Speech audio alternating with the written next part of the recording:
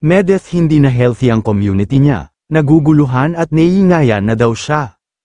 Magandang araw po sa inyong lahat mga ka-viewers, Medeth communities, supporters, fanatics, and Jamdith community, silent and independent viewers around the globe.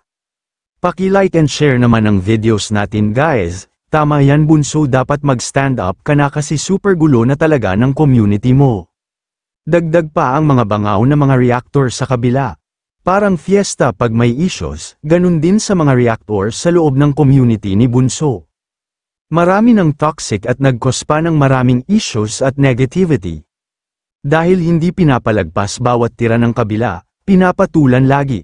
Parinigan ng parinigan bawat kampo, damay pa pinsa ni Bunso.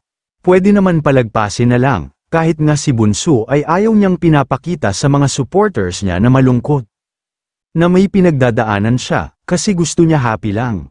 Dapat daw stress reliever siya, hindi siya stresser. Kasi ayaw niya na malungkot ang mga supporters niya, gusto niya na maging happy lang ang community niya. Affected kasi ang mga supporters ni Bunso kaya hindi makatiis, nagpaparinig din sila. Siyempre pinagtanggol din nila si Bunso, maraming naha-high blood. Kaya nasasaktan daw si Bunso kapag may nababasa siyang pumunta na ng hospital kasi na high blood na. Agree ako sa'yo Bunso, wow, may abangan daw ang Medeth Communities, ang first project ni Bunso. House blessing sa Albay, at Babuyan, kasama ng mga dating founders and sponsors niya. Pinasalamatan naman niya lahat ang nakatulong at nagbigay ng cash gift sa birthday niya. At sa mga nanatiling andyan pa din na mga supporters niya mula noon hanggang ngayon.